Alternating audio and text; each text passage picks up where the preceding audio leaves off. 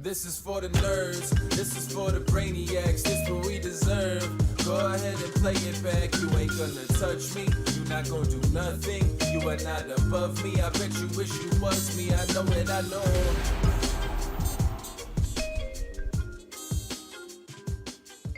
What's up, everybody? Welcome to episode number 52 of the Only Friends podcast.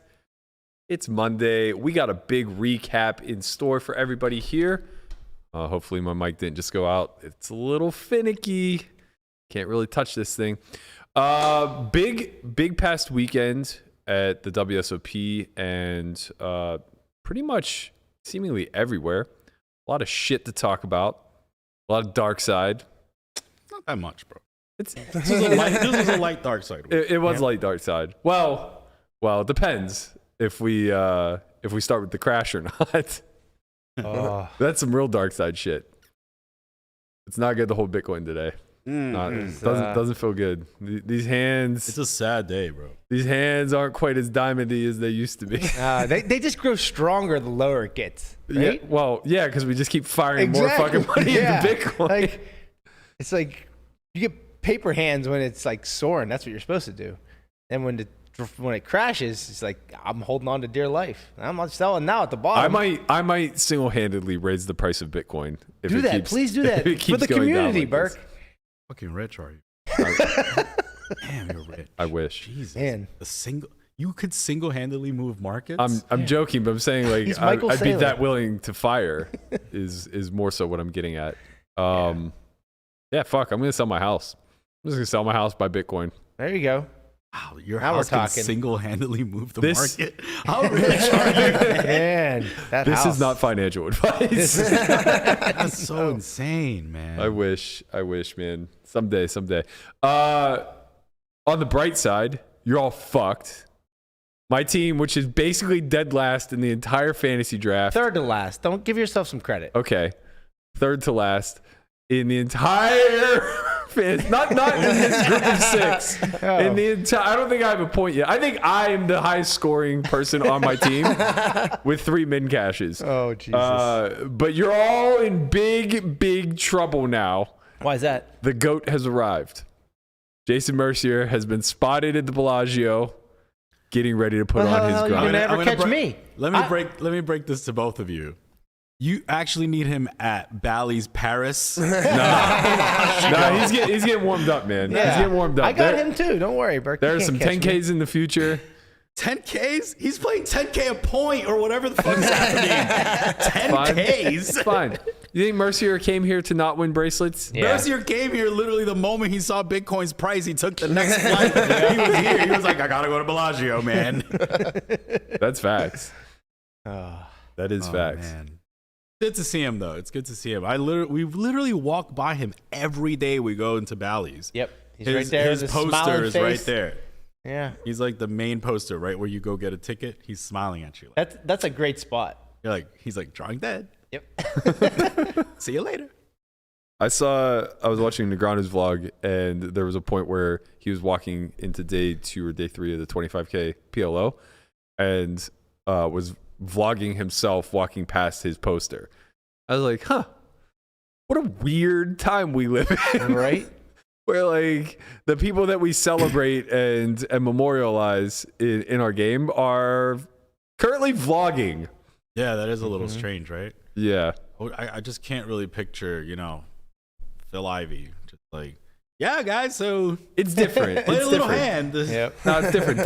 Daniel's always been like the most accessible pro. Yeah, of course. And that's kind of like the one thing that's unique to our industry is nobody's, maybe outside of Ivy, nobody's really untouchable.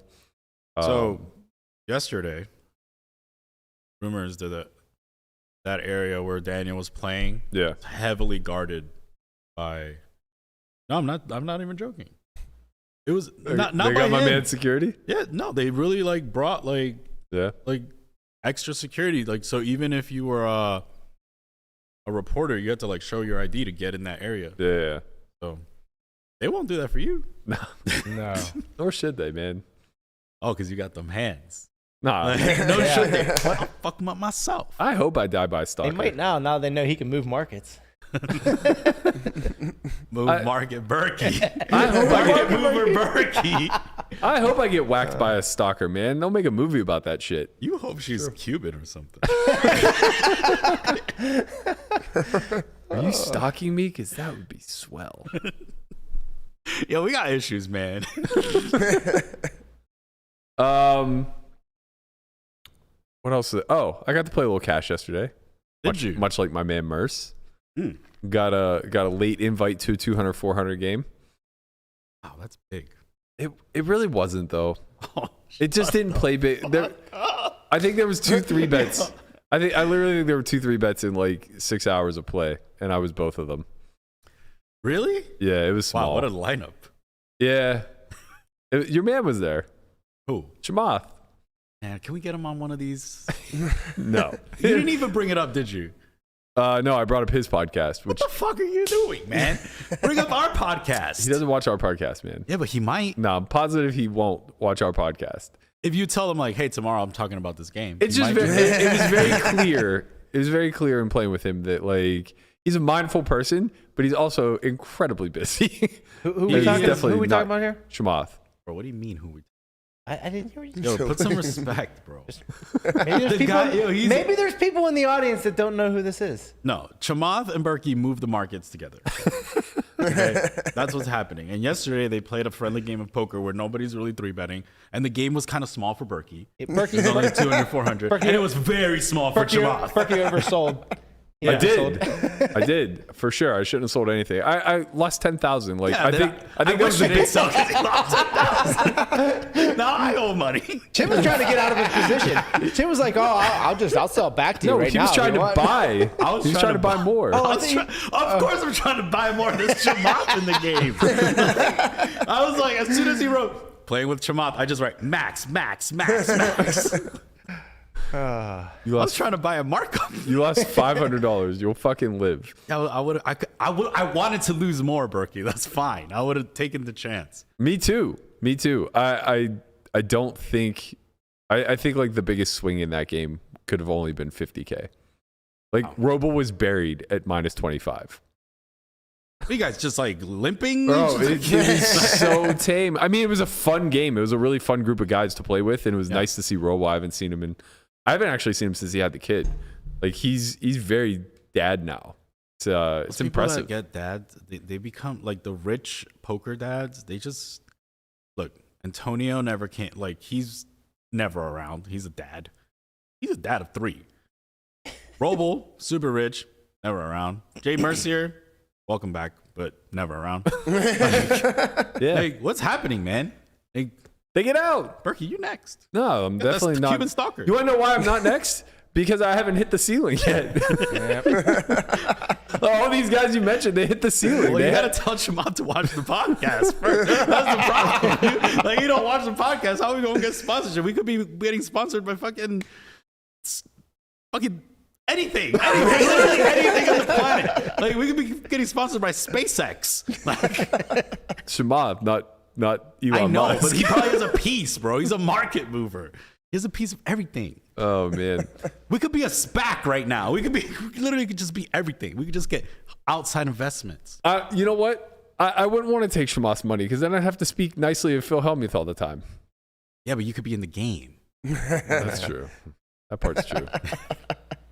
God, you have to be a little dark, bro. Little dark side. Speaking of dark side, and speaking of famous people, Pokernews article, or maybe it was Card Player, I don't remember. Somebody reported that it was Pokernews. Paul Pierce apparently is he's both the truth and a deadbeat, according to some of the underground games. It appears he's being sued for something to the tune of $180K that he owes a private game runner. All right. That's a small number, man. This He's is Paul so Pierce, rich, bro. Man. Like, yeah. 180K? Right, like what? There has to be something going on because 180K is not real money to Paul Pierce. No. Right. Super Like- small. Like he got fired over this shit. Yeah. He got fired over playing under. For those of you who All right. haven't been following, like he posted a video of him like, you know, with the atmosphere models at a game, and like like how you call it ESPN was atmosphere. like, "You're out." Listen, bro, you're very tame for the podcast. These strippers were twerking ass cheeks out. He had a blunt and he was playing PLO. That's what was happening. And on the other, he was fisting some nice fucking whiskey, a blunt, and the strippers were in the back twerking, multiple of them. That's facts. Here we go. Oh, here it is. Oh, shit. Wabo's on it. How high? I was going to say, look how red his fucking eyes are, man. Jesus Christ. They can't wait for this scene. Yeah, hi. Hi, Melissa. Cut it early. Oh, hi. We had to cut it early for the censorship. Oh, never mind.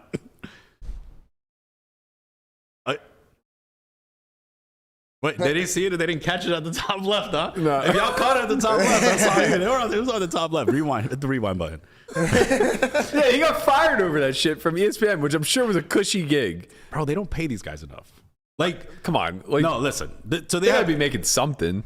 Yeah, but this is the problem. When you are, they try to get the best talent, but what happens is they can't afford it. So they were trying to get Chris Bosh because he was very good at it. But they can't afford Chris Bosh because his initial contract was super big. So they end up with like Antoine Walker, who lost all his money in craps with Michael Jordan. they end up with Kendrick Perkins, who doesn't know shit from shit. He's a big man. Yeah, he's a big man, but he's not a good analysis. He's not Shaq. Yeah, he's not. Shaq's not a good analysis. No, Shaq. But when you pair him with Charles Barkley, magic happens. It's just like, this is amazing. But did you ever hear his gas bit? No. He's been running it for years. Oh my God. They're like, now Charles, what you got to do is once you get the half tank, you fill it back up. That's how you save money on the gas. Oh my God. We might need him nowadays, bro. Maybe there's something to it. It's been like 2 years running. He has this bit going. Like, I don't know if anybody told him. Like, that's not how it works. This shit's hilarious. That's kind of funny, bro. That's funny. He saves money every time. What are you talking about? But Paul Pierce, yeah, he definitely got. Like, he got fired over that exact video that we didn't play the whole video because we don't know if there's kids watching. But fuck, man. We didn't play the whole video because we don't know if there's kids watching. But fuck, man. I did it on purpose. Put them kids to bed. I mean, look, if the kids are watching, R.I.P. Yeah, I mean, this is the underworld. This is what you're getting yourself into. But yeah, $180K. Like, yes, that's a lot of money to most people, but to Paul Pierce, that ain't shit. It's a weird amount to get dragged into the public sector over. I mean, maybe he's confident he'll win the suit, but like, even still, really hard for the game runners to win this. Yeah, for sure. But like, for them to take it to that level, it makes me think that he owes a hell of a lot more, or a lot more people, because it's really just trying to strong arm him a little bit. Right. Yeah, because like they'll spend that in legal fees, so they're not going to make their money. Right. You know, it's more so just like a way to tarnish his name and drag him publicly, I would assume. Whatever happened to the good old days, man? Now you can take people to court. You think Paul Pierce is going to catch a beating? Bro, I don't know. He's Paul fucking Pierce, man. Yeah, but back in the day, nobody was untouchable, Burke. It's like, I don't give a fuck who you are. You gotta... Maybe. You gotta be... You ever see the movie Uncut Gems with Adam Sandler? Yes, I did. Okay, it kind of reminds me of that. I mean, maybe it's because it's because Kevin Garnett was in it. Yeah, the Celtics, the Celtics parallel and everything. I mean, but imagine he just like comes out of retirement to pay off gambling debts. Maybe that's what he's like. People say that's what Michael did. Yeah, except he came back and won 3 fucking championships. Paul Pierce is gonna come off the bench as the ninth man. There were literally rumors that the reason that he retired was because he was actually suspended. By Stern because of the gambling. That's a conspiracy theory that's floated around for a while. Right. And now maybe it's true. Maybe Paul Pierce the truth out there. You know, man, what a wild time. 180K? Maybe he actually doesn't have it. Because look, Antoine Walker went broke and his contracts were massive. Nowhere near Paul Pierce's though. And but Pierce played longer too. And also, Antoine Walker lost $42 million. On top of it, what's the chances that he thinks something's outside of going on wrong outside in this game? Yeah, that's true. Maybe he saw Houston's thing and he was like, I ain't paying shit. For real. He's like, I ain't paying nothing, bro. Like, I'm done. I ain't paying a damn thing. Come He's like, I by. saw some funny business over there with this little like ace, yeah. All of a sudden, the river's a spade. I got a set. Yeah. He's like, I'm paying 180K. Nah, hold that. Honestly, wouldn't be shocked. Because I assume that like he pretty much exclusively plays in home games. Yeah. It's weird, man. It's weird. I got into when the pandemic first happened, I got put into an app game with some people that I knew, and they're like, No Limit runs sparingly, but there is a PLO game that runs. Yeah. It's 25 big blind cap. And it's like 50, 100. I'm like, oh, how bad could I be at that? They're like, Paul Pierce plays it all the time. Yeah. I'm thinking like, the fuck is Paul Pierce playing this game for? Right. This doesn't make any goddamn sense whatsoever. I got whacked, obviously. Or you don't win flips against the Paul truth. Pierce? Yeah, like it was just I don't know. I mean, it seems like he loves it, obviously. But that notwithstanding, it also seems as though maybe his money's not good these days. Yeah, those are tough spots because you always like he has unlimited credit in all games. Maybe right? not now though. That could be the purpose for this. Correct. Like people that are well known in business or athletes always have unlimited credit, but they always, I don't know if this is true, Berk, but they always seem to slow pay the most. For sure. You know? Is that just my vibe? I won't call him out, but one of the most glorified athletes of our generation, who is worth hundreds of millions, notoriously would take like 18 months to pay down a 100K marker. Yeah, that's nuts. To like put your best the guesses wrong in the people to comments. fucking slow pay. like I'm not talking about like, you know, somebody they borrowed from in game that's like a poker player or anything like that. I'm saying like the head of the head, like the guys that you don't ever want to be on the bad side. They're not of. gonna be taking you to court. Right. Yeah. Well, it's not even that you're going to get fucked up. It's just more so like they control the entire high stakes ecosystem. Right. It's like these aren't the guys to slow pay a small figure over. And yeah, like guys like that just, you know, disappeared. They stopped playing for better or for worse. Right. Before we get more into the shits, I want to remind everybody, I promised you guys on Friday that we would get this link up. It is now up and live. If you're interested in attending the Poker Out Loud Academy, August is now sold out, but we've launched new dates for September. It'll be the weekend of September 8th to the 11th. Go ahead and head to academy.solveforwhy.io. That link is also in the description below if you want a direct link to the purchase page. You can get all the info that you need there. If you are a little bit, have some cold feet or whatever, just feel free to email any one of us. You can find that on our contact page, and we'll be happy to walk you through any of the details of the 4 days for the Academy. August sold quick. August did sell quick. So September's probably going to go quick too. You know? Fingers crossed. Don't hesitate. Lamana over there, we're always working the sale. Like, hey, just trying to keep my job, man. I need to keep buying Bitcoin. It's low now. It's true. It is true. I would love a salary like yours. It sounds so nice though, bro. Like right now, look how happy he is. We're all fucking sad. He's like, come Friday, y'all gotta pay me. I get paid once a month. Oh, you need to get. Oh, so you get a nice check. Yeah, he gets a chunk. Yeah. Damn, that's nice. That's even better. It's like, hold my check. I got money from last month left. Yeah, $250,000 you guys are paying me a year. It's just amazing. Oh, We paid that you was a Bitcoin, true. it might. It's true. All right, let's catch up a little bit on what happened this weekend. First and foremost, huge shout out to our man, Corey Paggeot, a.k.a. Corgasm. Orgasm. Well, slow clap. Yeah, He didn't really win it, but, you know, he did pretty good. He got second place in the Michigan WSOP Bracelet Event. That's his third second place finish. Dude, this kid is in a so bracelet good event. at poker. Yeah. I almost Very thought you good. said Really, heads really up. good. I almost thought you said heads up. Oh, no, I don't know about heads up. He's got a lot of seconds. He's been crushing. He Um, definitely yeah. crushes. Kid crushes. He for does sure. crush. And boss. He also won a BetMGM package into the event that Arieh is hosting, the 1 million guarantee 3,500. I'll also be there hosting with Darren Elias. So If you guys are in Michigan, PA, or New Jersey, feel free to play those satellites. Do what Corgasm did, win that 6K package, and find your way out to Vegas. Other news, this flip and go shit, huh? Jeez, huh? What are we doing here, T? What happened to my boy? The DI, it's the DGen invitation. What are we doing What here? happened to my boy? Oh my God.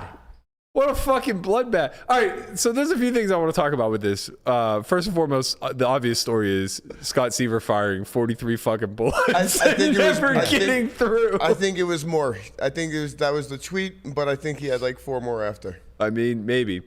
So Barber did the math. This is a 0.3% chance of happening. Let's not be that shocked. We see 0.3 happen all the fucking time. All the time. Maybe with Houston's hands of fucking dealing, we see 0.3. About 3 out of 1,000. But that's insane. It's like man. quads over quads. How rich though? I know. Like I know. to fire. He must have some bets. At what point do you think it just became pride? Like what exact bullet number?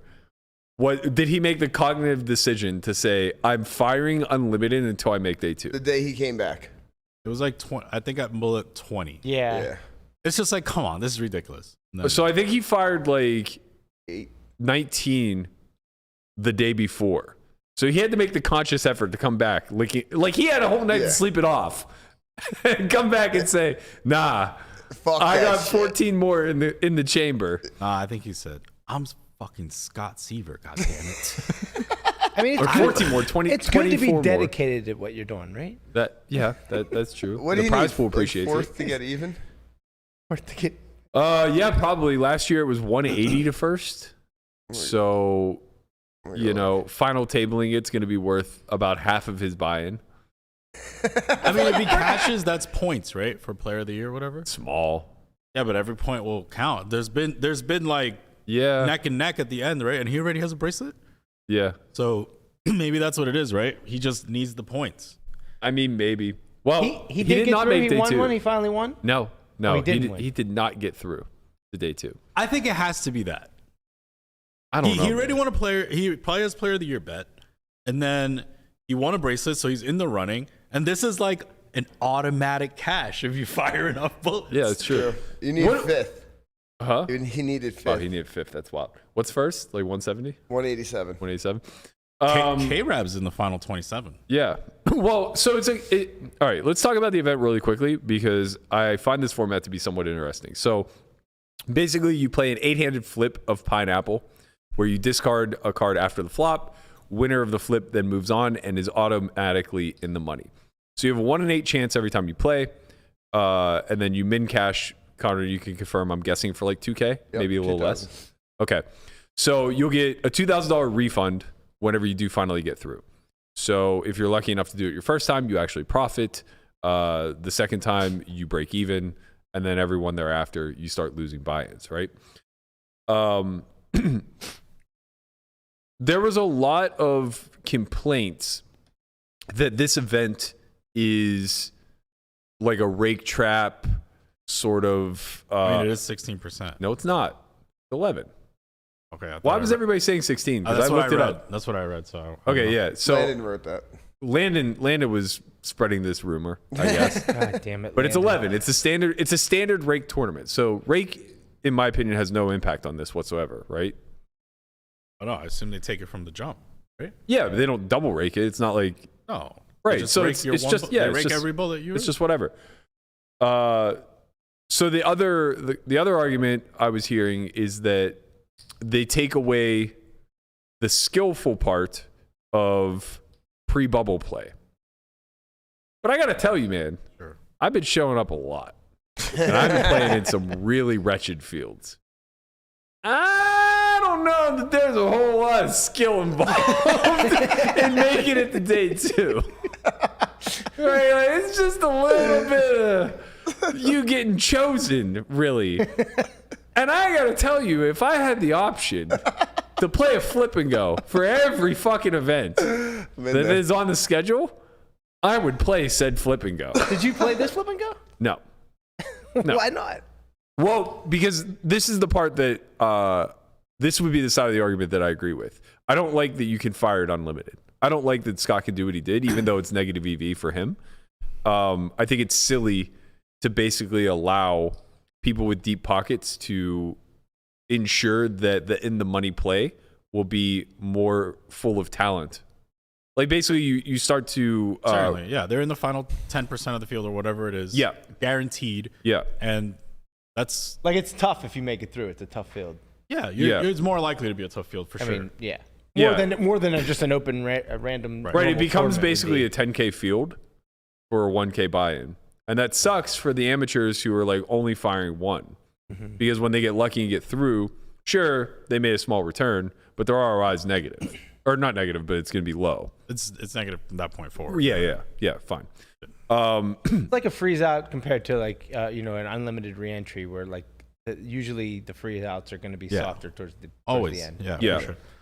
Yeah, so I do think there's a pretty strong argument to be made to limit the amount of times that you can play.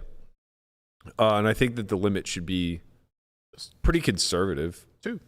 Just like everything else, right? Yeah. Maybe 2? 2, 3. I mean, 2's nice because it ensures that anybody who makes it through is breaking even.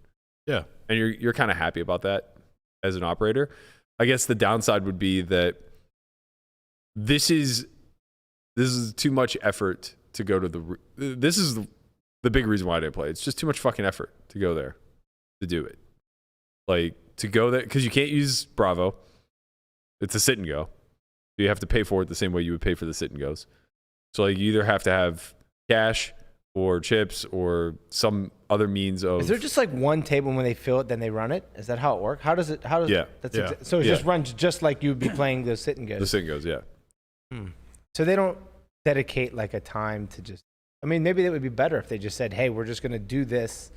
Take this hour." So the way I thought that they have all the tables. The way I thought that they ran it, which is not true, but when it was announced last year, the way I thought that they did it was everybody showed up at noon. Yeah. And there was no late reg. Just you had to be there at noon, and everybody who entered at noon then played a flight of the flip and go, right? And like that's what I think that they should do. Yeah, right, is they should just do it where like they call it, I don't know, 4 flights at like 11 a.m., 1 p.m., whatever. But the problem, I guess, would be like the dealers and the table space, and it's annoying to coordinate and everything else. Yeah. But yeah, it just seems like, honestly, the best way to do it would just be to do it online.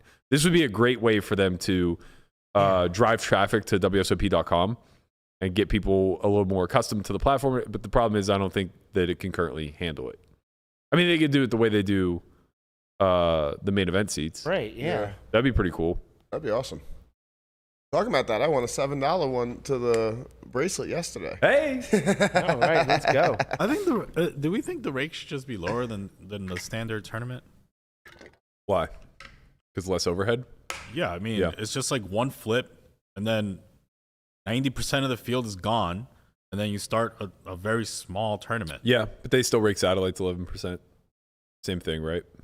I mean, it's more hands than one flip, but this is like literally one. Well, I'm saying like sit and goes. Yeah, but it's still a lot more hands. Yeah, it is, but it's like an hour and a half. Of dealer time. Okay. I mean, yes. In short, yes, we should. No, I understand. We should want lower. No, I really like the online idea.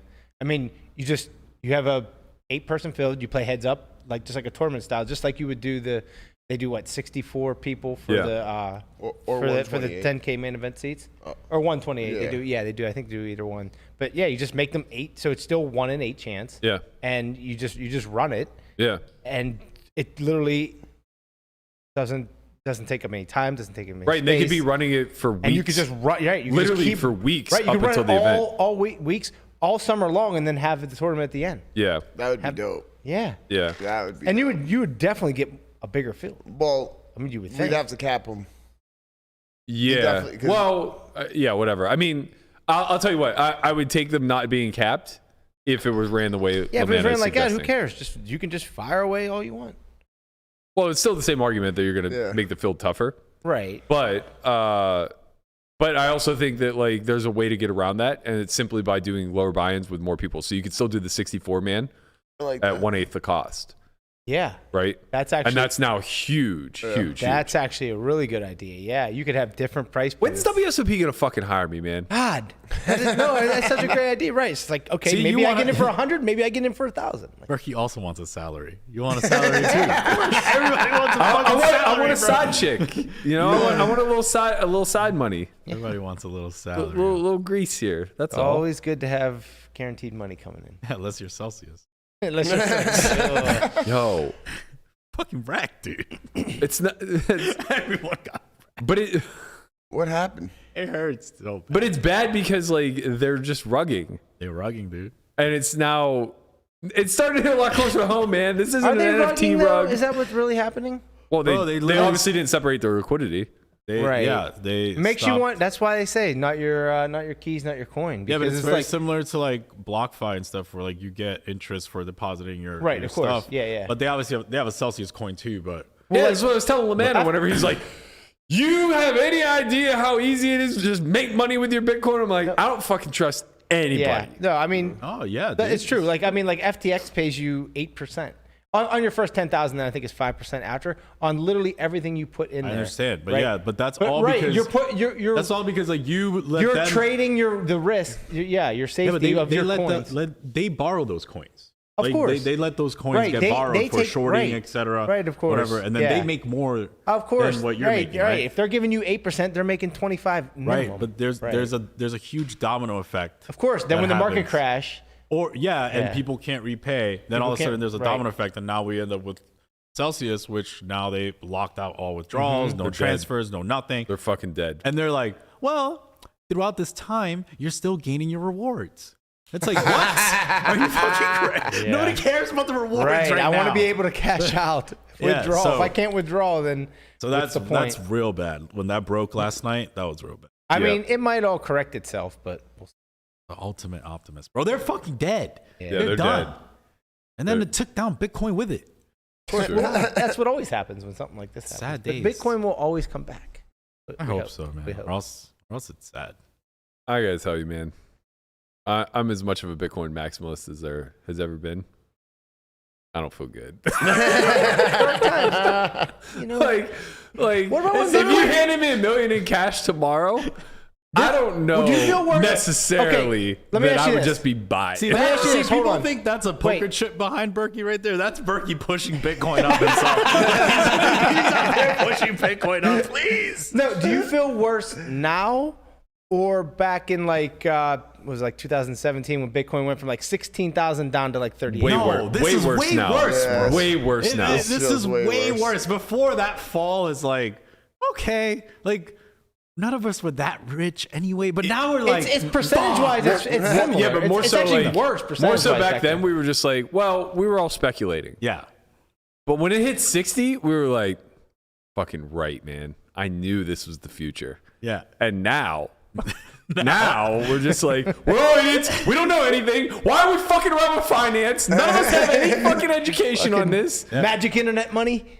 No, we might be the ultimate bag holders of all time. Man. Yeah. Yeah. Look at all those people that got left with homes, like in 2008. They all just got left with their homes, and all Listen. these, and everyone else got rich. All Not those, financial advice. Just keep stacking those stats. not everyone has a fucking salary. Dude, I will burn my money, all my Bitcoin, my house, everything to have what you have. Wow. You want to switch?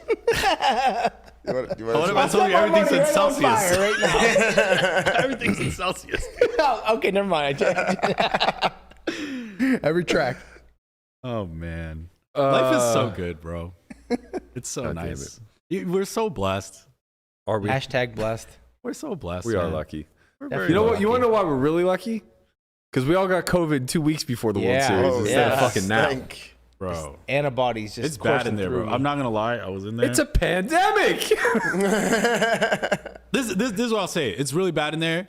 If you are at risk, like you probably should just be careful. right. Like wear a mask or don't go or whatever Yeah, you need Doyle to Brunson, we saw Doyle Brunson said he's Yeah. not going. That's very It's- smart on his part. do. It's Obviously, nasty in there, man. Like I was there. It's people be coughing and like I think a lot of people are sick. I think there are a lot of people just kind of ignoring it. Like, hey, I'm out here, and yeah, I feel sick, and I don't care. I'm gonna People are go gonna play anyways. People are gonna play anyways. if Yeah, someone's they're all trying to make some fucking money to buy coin. Yeah, I mean, well, look, but they're putting people's look. The other truth, health the truth at of risk, the matter so. is, like, if someone makes a day 2, they're just gonna play, and that's, you know, it is what it is. It's almost like proceed at your own risk at this point. Like, if you're in there and you know what you're signing up for, you're signing up for the tournament, you're signing up for. At least they got the AC. A percentage. Yeah, the AC helped. I mean, man, I was in there. I think what was it, Thursday? Oh man, it was clammy. Wait, the AC's back on? Yeah, it helps. But I mean, it was just like the perfect breeding ground for viruses, right? Just all these bodies in there, just breathing and just clammy and humid. And Man, I've never been more excited to play. No, but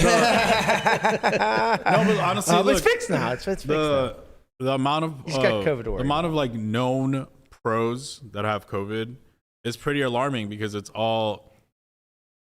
It's a very small section of a larger population, so you can extrapolate that if these people are positive and they're saying they're positive, then there's the other section of pros that are positive that are not saying anything, times the people that are not on Twitter that are also positive. Exactly. Yeah. So that's a, you know, that's a no, I don't know if it's large or not. I don't know if we would classify as large, but it's a fair amount of people that are very likely to it's have. probably in the hundreds. I mean, this happened during 5 Diamond this past December, where like 30 cases ended up getting confirmed midway through the tournament or post tournament on Twitter.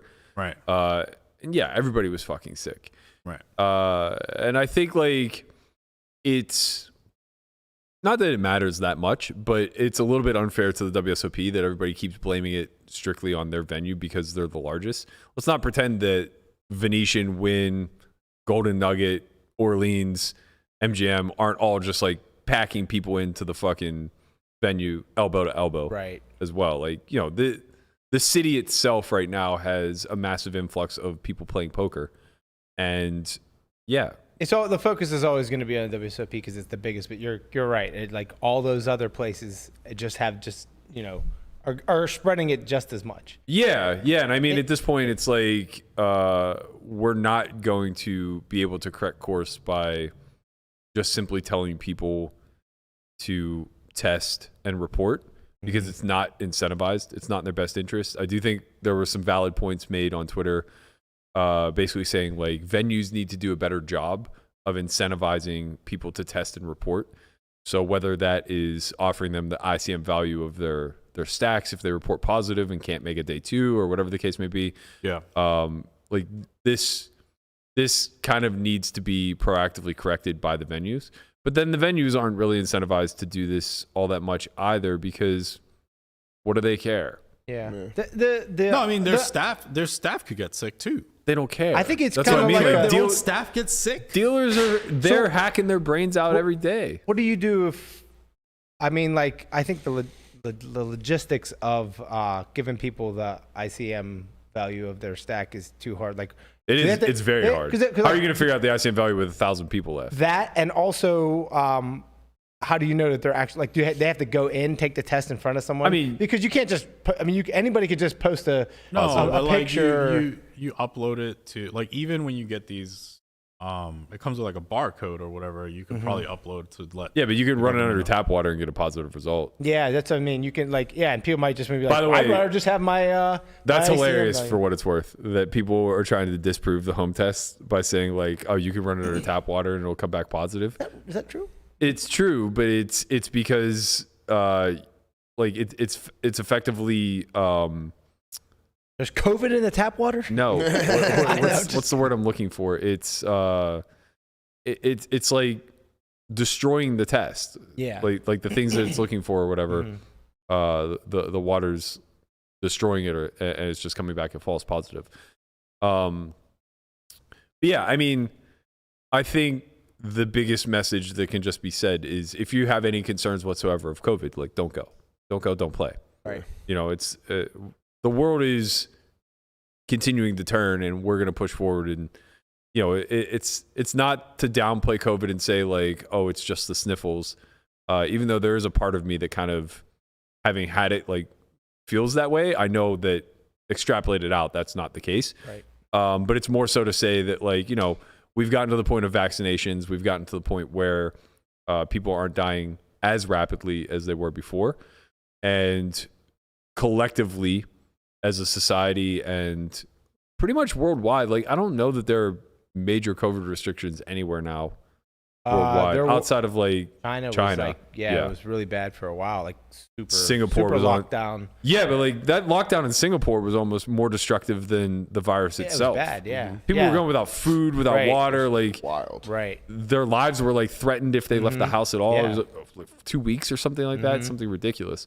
So yeah, I mean, like, you know, there's a whole nother debate of whether or not it's being handled correctly or whether it was handled correctly in the past or not. But that aside, we're to a point now where like people are just going to live their lives, and not everybody's going to be diligent.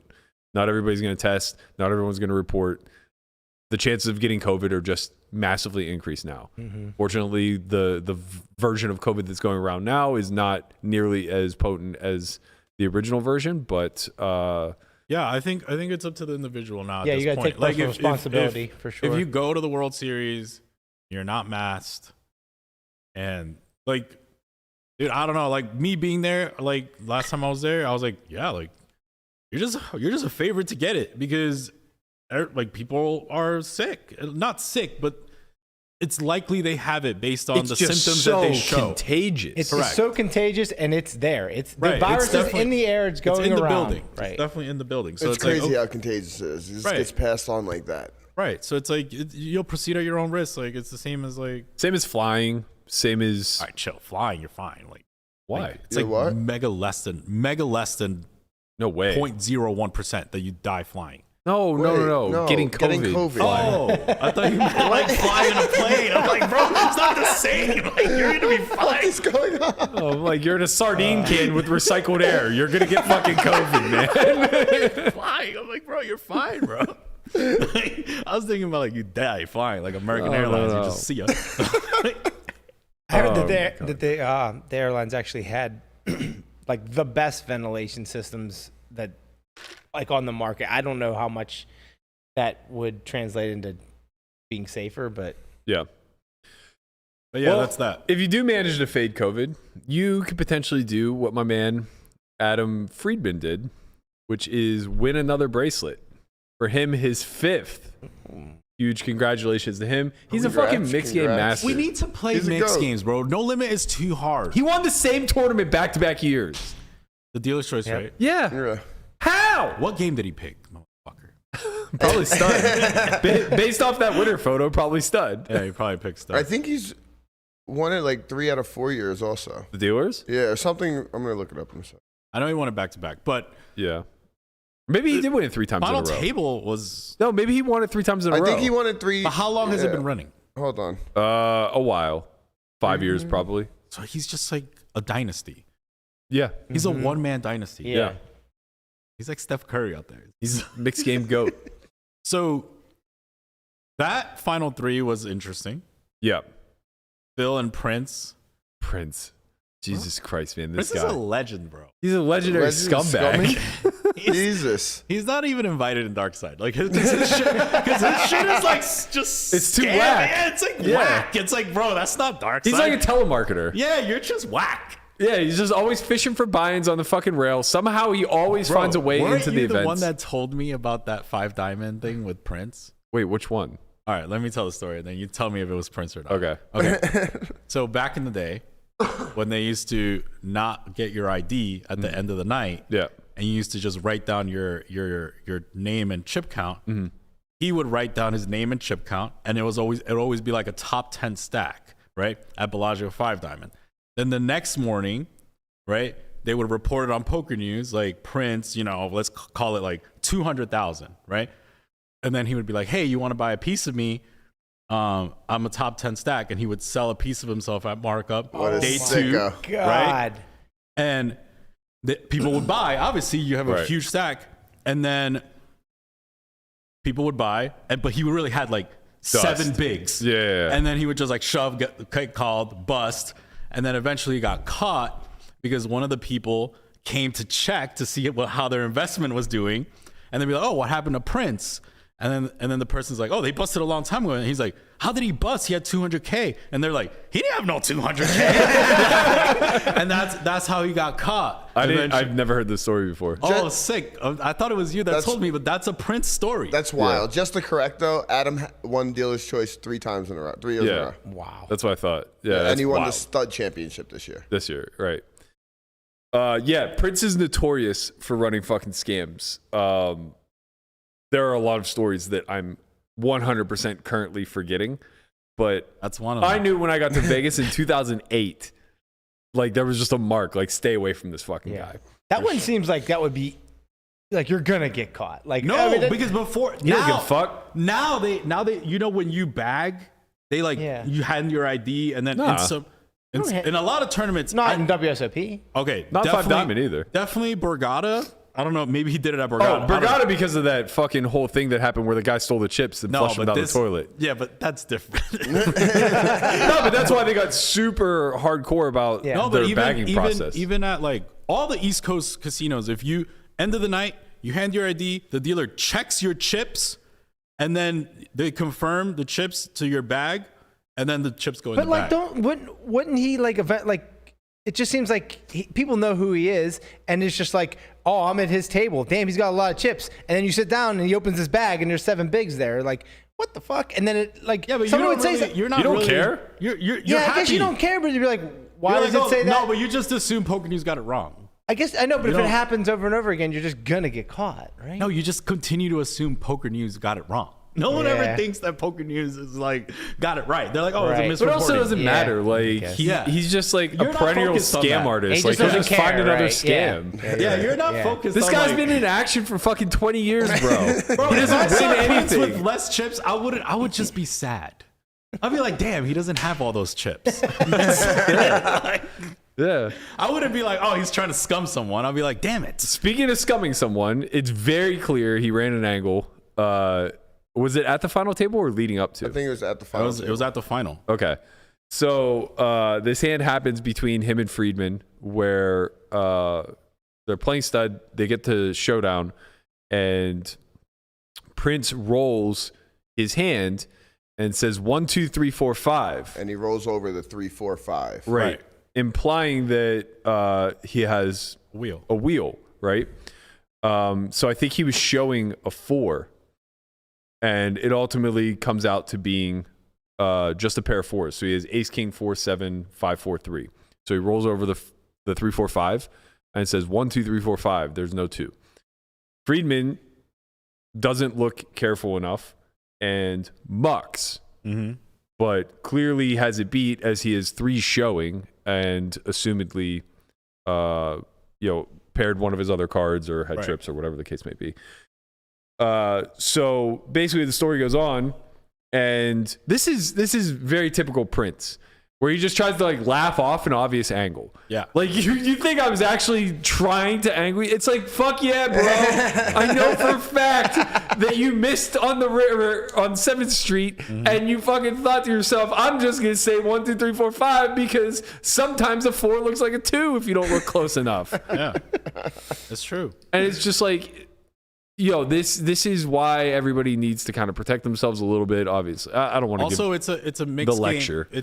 It's a mixed game kind of protocol where the players are more often they know the games. They're better sharper than the dealers. Yeah. So they just like call out their own hands, and they're just like especially in deuce to 7, it's like I got a 85 low, whatever. Like they just like call out their hand instead of having the dealer like try to look and stuff like that. Keeps the game moving. But it opens you up to situations like Prince. Bro, just like always table, though. It's like, it's not like no limit where you need to protect information. You know what I mean? It's like, who gives a shit? Just roll over your 3 hole cards. Let the dealer decide, That's fair. Somebody I'm almost positive, ran an angle at my table this weekend. It was crazy because the dealer let him get away with it. So, like, it was, I think it was, the blinds were 12, big blind was 1,200. Under a gun limps, he's second under a gun, and he throws out 2,200. It was like, oh, like, that was a mistake. And she's like, oh, it's fine. Just take that. Yeah, she's like, oh, it's only 1,200. Lets him take it back and lets him limp, right? And then someone raises, and it goes call back to him, and he just re-raises big. Everyone else folds. And then he shows his hand, and it's aces. And I'm like, as soon as he shows his hand, and then, or like, what had happened? And then, like, as he's like, gonna win the hand, we're like, oh, is that an angle? It looked like an angle, like something like that. See, and then, those people don't make it to dark side. right? Those people are just that's why they're the 800 But then he bucks. shows his hand, and me and this other guy literally like simultaneously go, well, now it's definitely an angle. Like, of Yeah, course, that's like, just but whack. why would he show? And then I'm like, maybe it wasn't an angle because like. Why would you show your hand? Like, if you were doing this as an angle, then why would you show? So sharp. But no, but he was like saying, like, oh, no, it wasn't an angle, But like, look at my hand. It was a mistake angle. I have aces. He like, angled by mistake. I guess. That's- He either angled by mistake or wanted to just be like, look, I angled you guys. I don't know. Yeah. Or he just. It was a mistake. He fell into But the this is angle. why the dealers have to, like, they can't be lenient with those rules. Like, that should just be erased because then people get away with that shit. Yeah. I mean, he could still pull an angle through the raising lens too by just like, Of course. oh, I meant to limp. Yeah. And then That's he gets to fine. put in a Yeah. 4-bet. I had a little. I was watching PokerGo yesterday, and they had Josh Arieh's PLO, and I love Josh to death. Nice, beautiful wife, beautiful game. Everything's great. But Phil Ivey was up for a bracelet, okay? 3-handed. Can we please switch the fucking What was game? he in? It was Phil, Prince, and Friedman. Ivy was. Ivy. Oh wow, I didn't know that. I'm watching two guys I don't know play PLO. Not when Josh got eliminated, I was like, okay, we're definitely switching to Ivy's game. No. Yeah. I watched, Well, you have to remember. mad respect. I understand we got to move the people and the No, production. it's not even that. Everything is being done for CBS Sports, so it's a complete show. So like, if they start on a table, they'll never leave it. Oh, right, fine. But like, how do we not get the Ivy stud? No, this is what I'm saying, man. PokerGo's doing it wrong. They don't give a fuck. They're just trying to make their partners happy. Is it just because PLO is easier to watch? No, it's because they didn't expect Ivy to make the 10K stud final table, and they already had the 25K high Do roller. they not know who Ivy is? I'm just saying they already had the 25K high roller slated, as they do all the other high rollers. Right. So it's just like, oh, this sucks, but this is already on the docket. I don't think they have. Like, I think that they made promises to their partners, or even if they didn't, like, the plans are in place. So like, we've seen the stream schedule. I don't think they're going to adjust move off it. of it. They can't move Yeah, it. they're not going to pivot. But there's no situations where like, okay, it's Ivy, Helmuth, Negreanu all on the.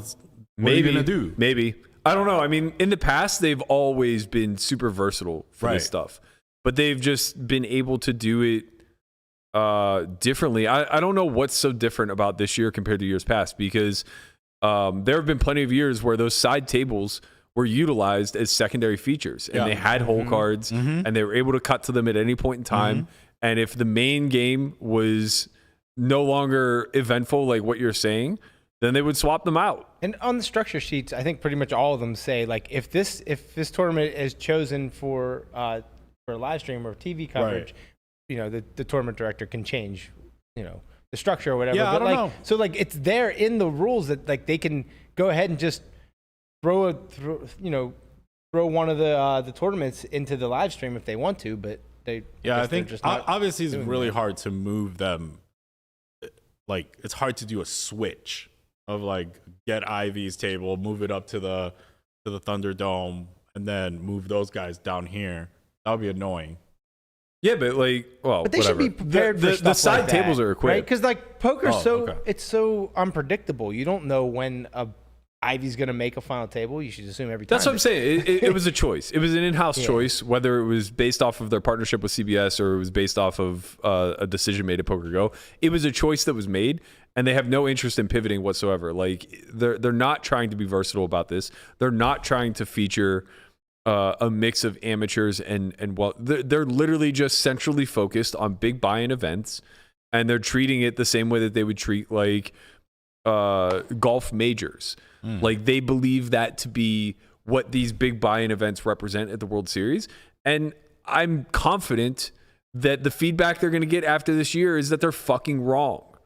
Like, they're just wrong. Nobody wants to watch a bunch of random stud players. right. But like, when Ivy's there 3-handed for a bracelet, we care. Is the Millionaire Maker? Is that No, it's no not on way. there? That No has to way. be Wait. on there. Really? No shot. Yeah. It no has shot. to be. No way. Well, we spoke about this. Probably. I we mean, did. I'm Well, not I think we talked about it last positive, time. but I don't remember seeing a single small buy-in event. I couldn't imagine. I didn't see any small. I don't think I saw small. Yeah, I don't think I saw anything below Could a be wrong, 5K though. price It seems like point. that one every year should be on there. It's just Of course, like it's the chance of Yeah, the moneymaker. someone's Same thing with the gonna change monster. somebody's Monster stacks $1 life million the first. Yeah, it's literally the chance of the moneymaker Yeah. effect. Why would you Did ever we, take were we that saying away? there was no way it was going to be $1 million? Then it Well, was it's like 936. it was like but 960 or something.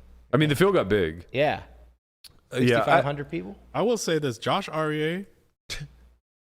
Reverting back before we move on to close the topic. I know you wanted to say one last thing, but he's not an amateur, bro. But he got a little thing going where he acts like an amateur and all this stuff. He plays good PLO. Like I'm like watching. I'm like, all right, he has like good blockers here. Like he should be bombing it, and he's just like pot. And I'm like, fuck, this guy's good. I'm like, weren't you just? I thought you were washed up, bro. What happened? Like now he's good. Mr. A does not fuck around, man. He's a legend of the streets. He wasn't an accident. Okay, maybe he Maybe wasn't. it was an Maybe he wasn't a favorite to win Player of the Year last year, but it wasn't an accident that he was competing. He tweeted something today saying that he's already surpassed last year's winnings with just 2 final tables, which is, and he didn't even win either. That's No. the That's sickest sick. thing. Yeah, it's just the binds are so big. Yeah, I just mean, keep also making the top fields. threes and 25Ks. the fields are Well, he big. final Right. tabled the 2 biggest 25Ks in World Series history. Yeah. And got what, third and fourth, something ridiculous. That's very strong. Yeah, so he's already cashed for over 1.2 million, which is what he cashed for last year. It's pretty impressive. Very impressive. Well, you were saying something about Millionaire Maker or some monster? Well, I was just saying, like, all those marquee events have a place on the live stream. Whether it's for CBS Sports or not is a different story, and I don't really care. But that's really selling the dream, and I think we're doing a really shit job of marketing why the World Series should matter. And whatever, man. What does Tuckman do now? Is he doing? I don't think he's doing anything. Oh, Maybe main event stuff. because usually there's like almost 2 streams going. Right. Like Well, yeah, but they don't have that this year, Mm. right? They're just doing that YouTube version with no hole cards. no whole cards, no commentary. It's commentary, but it's I get it's it. not I get great. it. Okay. Yeah, I mean, this is one of those things where it's like you're not going to see the effect in the near term, but long term, like this could have a very big crippling effect on at least around the World Series growth moving forward. I think it's drastically being underrated how big of a deal the television coverage was to amateurs to come out here and potentially get on TV. Yeah. There's multiple. There's a 2-sided problem. That problem as well, but also I predict once we get the age of the main event, it will once again the average age will go up 1 year again. It's been like that for the last long time now. Where Yeah. every year the average age of the main event player goes up. Which means the exact same people means that playing the every same year. people are Yeah. playing and they've gotten 1 year older. Right. Right. So that shows us that There's no new influx there's of no money. new influx of money, or at least new money, right? People could be richer at the top, but they all just like stake the same players, and then everyone's getting 1 year older. But that new influx of like TV money that comes in from, because the TV adds like satellites and, Yep. and stuff like that, and those people end up getting in. What is the Or- average age? Do you know? I don't know. I would have to look it up, but I know I'm pretty sure it's in the 30s. Yeah, I think it's like 37-ish, Yeah. if I had to guess. So Our yeah, generation. it just keeps going up. Yeah. That's a big negative. Yeah. Yeah, I mean, well, let me We flip kinda it with a expect question. that, though. Huh? No, because if it maintained, at least we know there's new people coming in. I mean, but like the age group that we're saying is the that keeps going up is the moneymaker boom, right? Sure. Like, right Yeah. around that area. Mhm. That's his point. Right. But like that was the biggest part of poker. Even if it's like it's so hard to even like grasp what happened at that time. Like there's no way we're gonna even like it's always gonna go up basically. Or at least it's gonna take a lot for it not to go up. is what I'm Well, that's trying not to true say. because if you insert a group of 21-year-olds, the average, even if we outnumber them, the average will at least maintain. It doesn't have to go down, but because it would just. I see So what here you're are the saying, but numbers. it's like, yeah, you're right. Can you see them? Yeah. I can see them. So in 2010, the average age was 37.33. 2011, 37.2, basically stayed the same. 12, 37.75, then 38, 38.9, 39.6, 40, 40.5, 41.2 as of 2018. So yeah, to Chin's point, it basically goes up somewhere between a half a year and a full year, year over year. And I think that, that's partly because we're retaining the same consumer base, but more to Christian's point, we're not bringing in the influx of young players. You're not going to see a moneymaker wave, but you should see waves. Like there should have been generational waves throughout the last 10 to 15 like years. We were the young kids that came in, right? And then that didn't happen again. And there's Once a few we got reasons. older. There's a few reasons for that. One, the satellite opportunities are far and few between by comparison, and two, they just don't care about the World Series main event the way that we did. It's not the ultimate prize anymore. It's not the pinnacle of success. It's not the glory chase that it was sold to our generation and generations prior. If anything, they meme on the WSOP in a big way. A lot of that younger generation just comes in straight to cash and is looking for ways to fast track into high stakes and then make a quick exit. So a lot of this is a marketing problem. You're not selling the dream. You're not making it look cool. You're not making it look fascinating or interesting. You're not really offering the 15 minutes of fame. Obviously, the main event does that. Like they do a good job of packaging the Jeff Platt stuff and finding the storylines and things of that nature. But all of the secondary events, which is where you'll really capture the youth, does none of that. So all you get are grinders. You don't get any new young amateurs at any of the buy-in levels because there's no ancillary benefits. There's only money, right?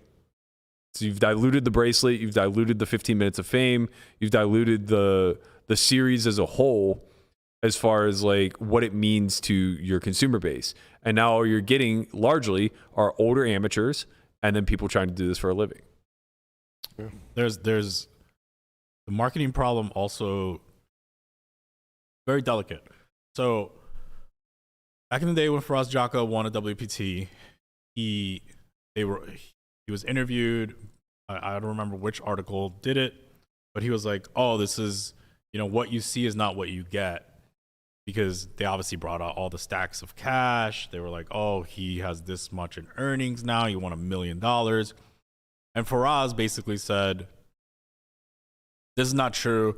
Like, there's a bunch of makeup and there's a bunch of pieces that go out, and like this dream that they're selling you is not true."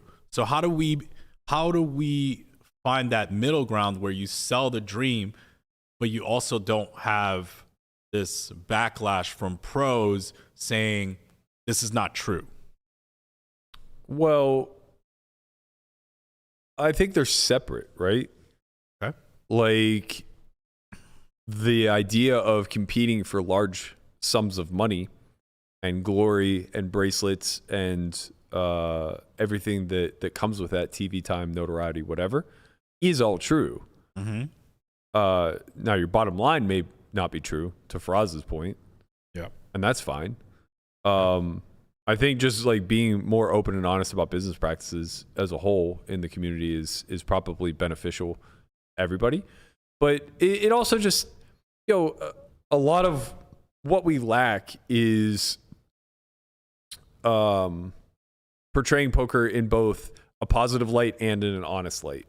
So there aren't a lot of documentaries, there aren't a lot of TV series, there aren't a lot of interviews that people will stumble upon and things of that nature that kind of demonstrate the whole breadth of what it is to be involved in this community. Everything from the struggling low stakes pro to the amateur who's losing X amount of dollars year over year to the VIP to the consummate professional, and then everything that falls in between, right? Do you remember the CNBC where the poker money comes from segment? Yeah. What did you think about that? It was like there was a lot of pros that we know. I know that Ryan LaPlante was in it. There was I forget who else was in it, but that was a pretty big segment. It has a lot of views. I think it's good. I think that it was still like a little bit. I think the purpose behind it was really to divulge that the money is pretty flat and that the ceiling is relatively low. So basically, I think that the whole purpose of that piece was to. Isn't that like a hit piece almost then? Yeah, kind of. That's my point. Okay. Like, I think it was a good piece overall, but I think it didn't tell both sides of the story. I don't think it did a good job of, like, for example, glorifying a Mercier at the time. Right? It wasn't showing the juxtaposition between the 1% that achieves greatness in this industry and then the people that fall amongst the bell curve that are attempting to be the outlier. Instead, it just really, really painted a darker picture of this is what the bell curve distribution looks like, and there are no outliers. And that's not very fair. And that's not fair, yeah. And maybe even worse is that they did exemplify some outliers, but it was only on the negative tail. Right. The people who tried to boom and went bust. Yeah. There definitely needs to be a little bit of an open conversation, because even like Joe Cata, that first bracelet was staked, right? It was but like so, he was a millionaire after. Of course. Same thing with his name is slipping, bro. He was a New Jersey pro. He won the main event. Big guy. Blumstein? Scott Blumstein. He won. He didn't release the number, but he said like I'm a millionaire, but I didn't take all of that. Sure. Like, I didn't take not even close to all of that. You know. For some reason, I feel like he said he had 20%. I don't know why. That was the number. I just didn't want to say it out loud. But now it's out loud. I mean, he said it. If he said it, then it doesn't matter. I didn't want to put his business out there. Maybe he regrets saying it. I don't know. Bring it back up. I don't know. I don't think we do a great job of this stuff, and maybe it's by design, right? Like other sports don't put a big spotlight on the league minimum and the guys that are fighting through the minor leagues to try to break through and never do. Yeah. And what the fallout of that looks like. So maybe it's correct that we don't necessarily show the entire bell curve distribution, but we don't really even do a good job of like highlighting the outliers that fall on the like top 1%. But because people, they shit on it. If you're staked and you win, they're like, oh, he's just playing other people's money. If you're playing cash and you're staked, it's like, oh, he would never bluff there with his own money. It's like, you're a fucking idiot. Like people are staked similar to like when you buy a piece of Apple, like Apple's using your money to grow their business. Like, it's a loan. What's happening here? It is pretty much. Technically a loan. Yeah, it's weird. It's a weird industry because like performance is solely attached to money. Where in other industries, like performance is separate of money. Money is just kind of the reward. Where it's like, you do a good job, you get a pat on the ass, and you get a check. Where for us, it's like the only way to determine if you did a good job is if you got the check. Yeah, it's nice having that steady cash coming. How much we pay this guy, bro? Not enough. Not enough, right? Not enough. He has manager in his last name. Is there Lamanager. Is there anything else going on in the World Series? That's it? Nah, we got a 1,500 shootout today. I have 45 minutes to get down there and register, and I've been blinded off for the last hour and a half. Are you going to come to the 1,100 MSPT if you bust that? No. Are you going to go to the 2,200 win mystery bounty if you bust that? No, I will not. Are not. You going to go play the 1K MGM heads up if you bust that? No, I will not. He's a bracelet hunter. I play big things. Ooh, wow. Big bounty. I just said a 2,200 mystery bounty. He said said no. 1,500 is your, 1,100. that's your wheelhouse. Sweet spot. Ah, sweet. Yeah, this guy moves fucking Bitcoin markets. What am I talking about? He was playing. It was a small game yesterday. 200, 400. Small game. He oversold, bro. Yeah, He 200, oversold. 400. I know. I'm like, small. why is Berkey playing a 25-50 game? No, he's playing 200, 400 and he oversold. Yeah, he oversold for the 200, 400, man. Yeah, you're 5% off. I wish it was. I'm keeping it all for myself. No more friends and I family. was trying to be nice. I try to dilute myself. Like I was like, all right, I feel bad, but you were like, nah, it's fine. But I was really just trying to buy it from Landon. I was like, Landon, you should be off. God, why don't you win against easy lineups, man? God damn. It's impossible. It's impossible, but it keeps me coming back for more. All right, I'm gonna go win a fucking shootout table. Let's Hopefully, do it. I won't Let's be here fucking tomorrow go. because I'm gonna be on day 2 of said shootout. But if not, we'll be here bright and early, 11 a.m. as always. Thank you guys so much for tuning in. Same time, same place tomorrow. Please like, subscribe, leave a comment below. Let us know what you think about COVID and about the WSOP coverage thus far. Let us know what your print stories are. If you got a print story out there, I yeah. know there are some print stories There out has there. to be. Oh, God. There has to be. Let's hear some print We might stories. find, how much does Paul Pierce owe? 180? That Prince number might be higher, bro. There might be some lawsuits out here, bro. Yeah, this is opening a can of worms, I think. Yeah. Let's get those print stories in the comment. Thank you guys so much for watching. We'll be back again tomorrow. Same time, same place. Smash that like button, please. Yes.